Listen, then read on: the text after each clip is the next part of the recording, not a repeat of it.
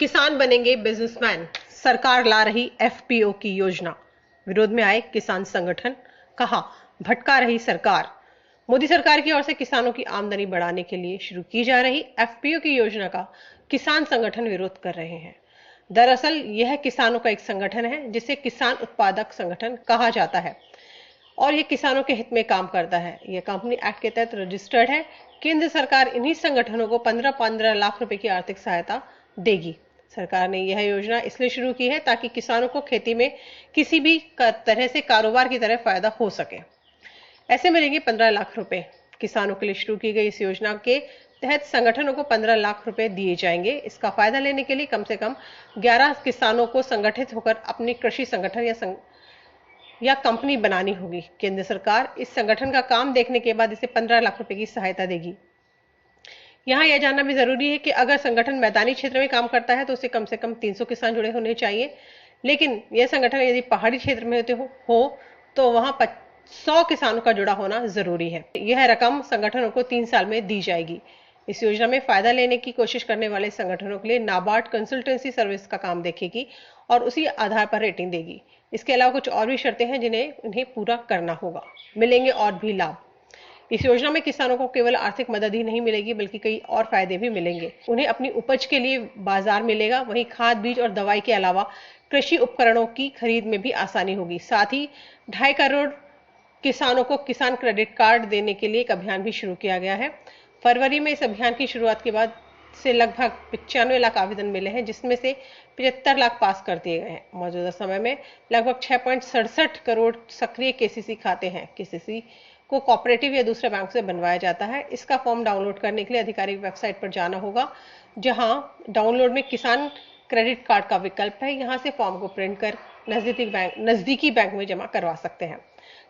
भारत सरकार देश के किसानों को विदेशों की तर्ज पर व्यापारी बनाने के लिए कृषक उत्पादक संगठन बनाना चाह रही है।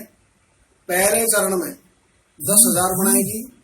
इनके लिए वह 15 लाख रुपए 3 वर्ष में 5 लाख एक कृषि उत्पादक संगठन को देकर इस काम को करने जा रही है और इसी के द्वारा वह किसानों को उनकी उपजों के अच्छे दाम दिलाने की बात भी कर रही है।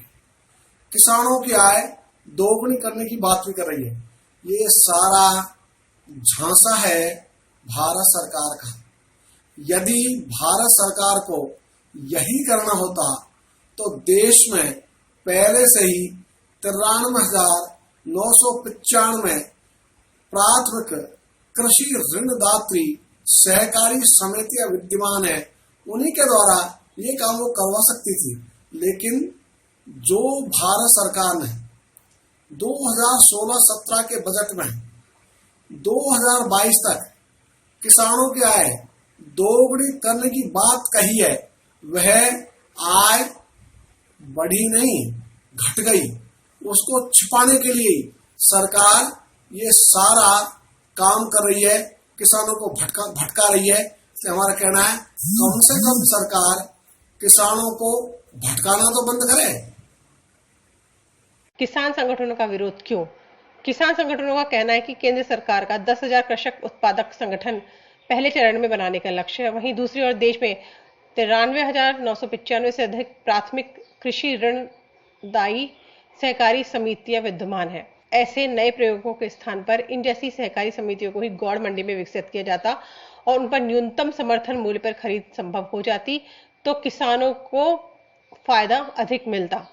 उनका यह भी कहना है कि वर्ष 2016-17 में केंद्रीय बजट में सरकार ने किसानों की आय 2022 तक दुगना करने का संकल्प लिया था। उसके बाद भी किसानों की आय में बढ़ोतरी तो नहीं हुई बल्कि उनकी आय घटी ही है। इस तथ्य को छुपाने के लिए केंद्र सरकार इस तरह के वक्तव्य देकर किसानों को भटका रही है। ब्यूरो रिपोर्ट, पत्रिका टीवी।